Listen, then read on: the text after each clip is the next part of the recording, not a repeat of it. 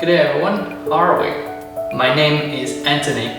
I'm a Steadicam operator based in Melbourne, Australia. And this is my ultimate guide to achieving dynamic balance. Before I start, here are some timestamps for the video. Also, my apology that I won't be spending time explaining the basic terminology such as static balance and drop time. I assume my targeted audience knows what they are.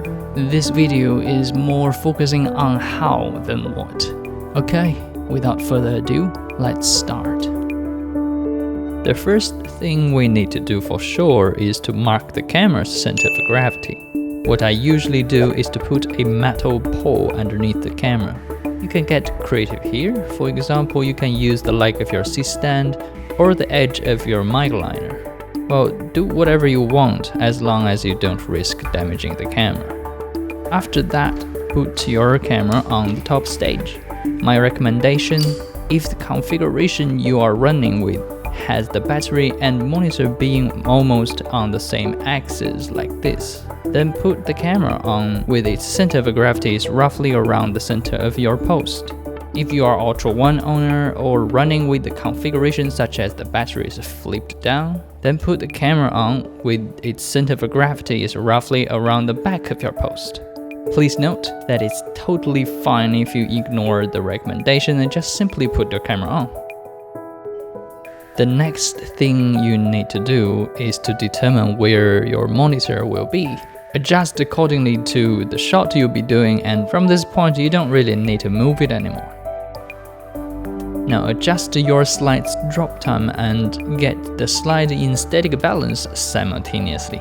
You won't be able to achieve your desired drop time if your slide's static balance is way off.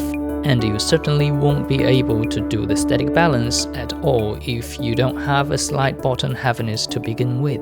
To change the drop time, you can either adjust your gimbal position or the length of your post. For this video, we'll always be balancing the slide with a 3 seconds drop time. In real life, adjust your drop time accordingly to the shot you'll be doing. As the static balance, use the control knobs on your top stage to balance your slide side to side, and use your batteries on the bottom only to balance your slide front to rear. The control knobs that move your top stage front to rear is better used after the spin test.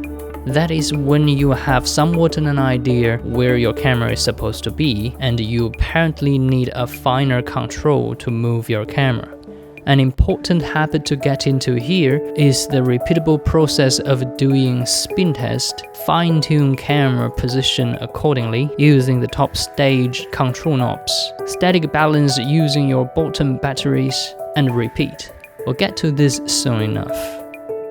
Now it's time to talk about the spin test.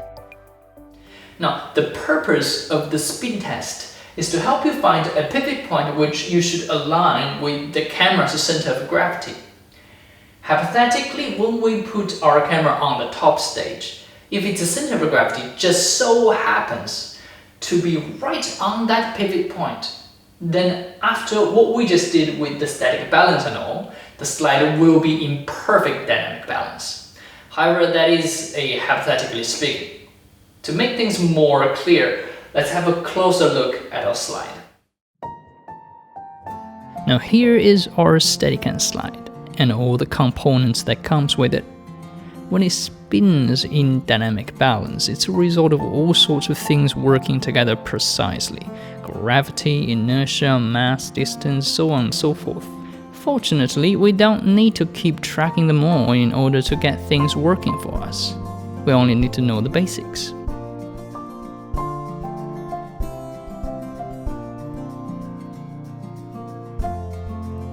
Generally speaking, we'll only have 3 masses to deal with: the camera mass, the battery mass, and the monitor mass. Now imagine the most ideal situation. Each of the 3 masses is made with the same material and the weight is equally distributed, meaning the center of gravity is at the center of the object. In this ideal situation, much like an acrobat walking on rope using a long stick to balance, as long as we keep the batteries and the monitor's center of gravity on the same axis when doing static balance, The pivot point which you should align with the camera's center of gravity will always be at the center of our post. That means even if we change to a heavier camera, we're still good. The only difference is that your slide is now upside down because the camera suddenly weighs heavier. Nonetheless, the dynamic balance is remained. Now, getting back to real life where the complications are, because we have all the different Steadicam models with all kinds of configurations. The thing is, we'll be most certainly not able to keep the two centers of gravity on the bottom in the same axis. And when that happens, the position of that pivot point is now changed. It's no longer at the center of our post.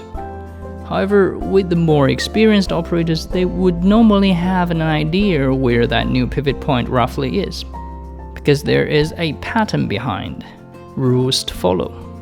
I'll come back and talk more on that later. For now, the question is there a way to locate that new pivot point without knowing that pattern? The answer is yes. Keywords: the spin test.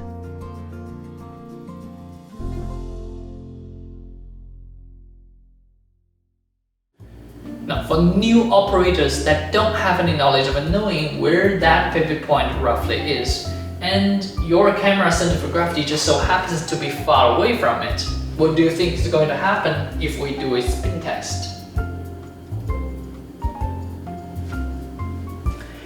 This will happen. But please fear not. It's physics, so there will always be a pattern behind, and that's why I'm here. I'll help you to figure things out, and once you've learned how to read your spin test, you will know exactly what to do to fix this. So when your slide is spinning like this, there are two periodic motions that are happening at the same time. The most obvious one is the spinning, and the other one is the pendulum. When you have them both, this is what you see on the screen right now. Well, if you have noticed, the lens of my camera is tilting down during the spin test.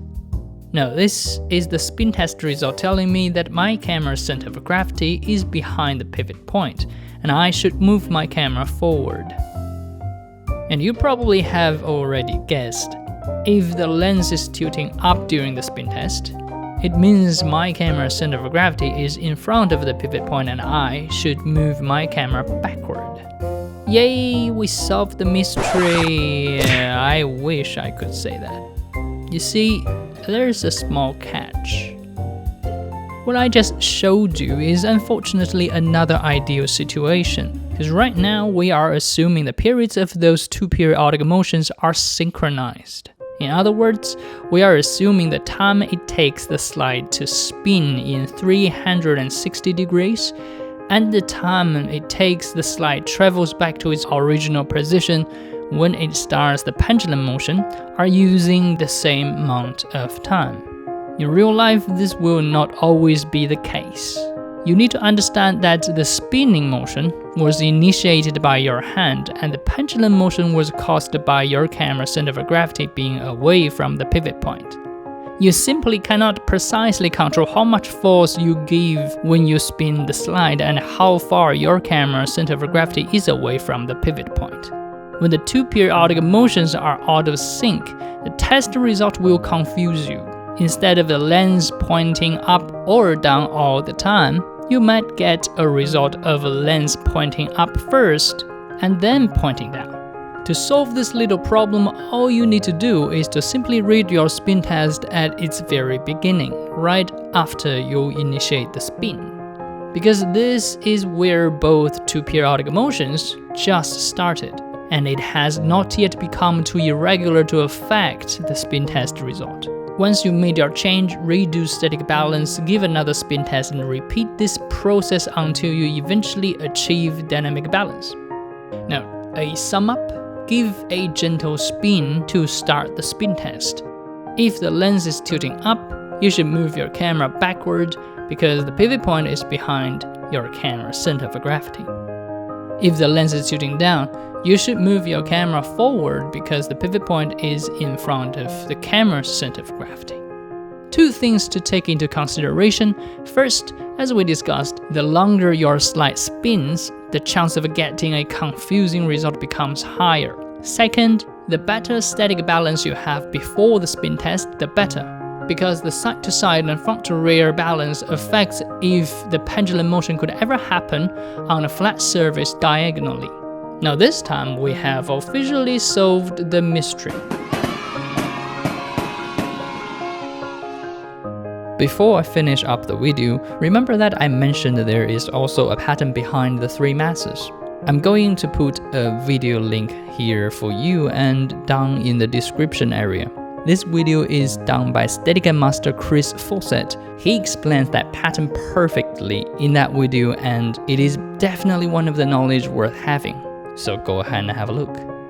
Also, there is a PDF file in the description area.